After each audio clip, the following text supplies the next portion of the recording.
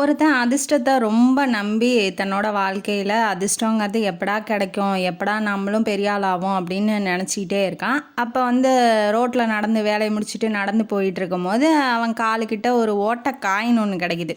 இப்போ பழைய காலத்தில் சொல்லுவாங்க இல்லையா, ஓட்டை காயின் கிடைச்சா உண்மையிலேயே லக்கு, அதிர்ஷ்டம், அதனால் பணக்காரனாக ஆகலாம் அப்படின்னு சொல்லியிருப்பாங்க பழைய காலத்தில்.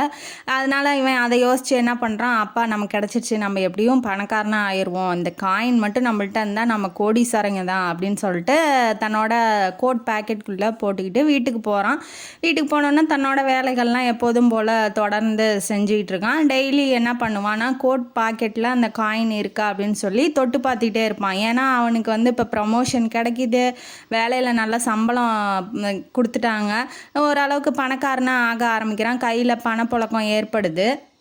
இவன் என்ன பண்ணுறான்னா, அந்த காயின் கிடச்ச அதிர்ஷ்டம், அந்த லக்கு தான் நம்ம இந்த அளவுக்கு பெரிய ஆளாக ஆகிறோம் அப்படின்னு சொல்லி நினச்சிக்கிட்டு அந்த காயினை தெய்வமாக டெய்லி கும்பிட ஆரம்பிக்கிறான். டெய்லி தொட்டு தொட்டு பார்த்து கும்பிட்டுட்டு தான் தன்னோட வேலைக்கே போக ஆரம்பிக்கிறான். ஒரு நாள் என்ன பண்ணுறான், ரொம்ப வருஷம் கழித்து எல்லா வேலையும் முடிஞ்சுட்டு ரெஸ்ட் எடுப்பாங்க இல்லையா, அப்போ என்ன பண்ணுறான்னா, தன்னோட கோட் பாக்கெட்டில் இருக்க காயினை ஒரு தடவை எடுத்து பார்த்துடலாம் அப்படின்னு சொல்லிட்டு காயினை எடுத்து பார்க்கும்போது அந்த காயினில் ஓட்டையே இல்லை. தன்னோட ஒய்ஃபை கூப்பிட்றாப்புல, என்ன இந்த காயினில் ஓட்டையே இல்லை, நீ எதை காயினை மாற்றி வச்சிட்டியா, அதாவது தன்னோட காயின் தொலைஞ்சி போயிடுச்சோ அப்படிங்கிற எண்ணத்தில் இப்போ கேட்டுட்ருக்காப்புல. இது நான் போட்ட காயினுங்க, நீங்கள் உங்கள் கோட் பாக்கெட்டில் ஒரு காயின் இருந்தது எனக்கு தெரியாமல் நான் துணி துவைக்கும் போது இப்படி உதறினேன்னா அந்த காயின் எங்கேயோ போய் விழுந்துருச்சு, நீங்கள் ஏது ரொம்ப பத்திரமா வச்சுருப்பீங்களோன்னு வேற ஒரு காயினை நான் எடுத்து போட்டுட்டேங்க அப்படின்னு சொல்லி ஒய்ஃபு சொல்கிறாங்க.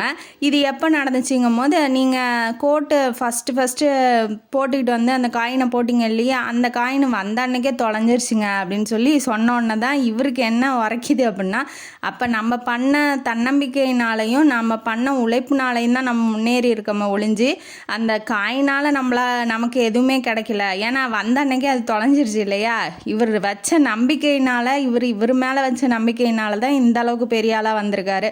அந்த அதிர்ஷ்டங்கிறது ஓரளவுக்கு நம்புகிறாரு. அவர் அந்த காயின் மேலே பாசிட்டிவாக நினச்சதுனால தன்னோட வாழ்க்கையில் எப்போவுமே பாசிட்டிவாக நடக்கும் அப்படின்னு ஒரு நம்பிக்கையை அந்த காயின் கொடுத்துருக்க ஒழிஞ்சு இவரோட நம்பிக்கை, இவரோட உழைப்புனால தான் முன்னேறி இருக்காரு.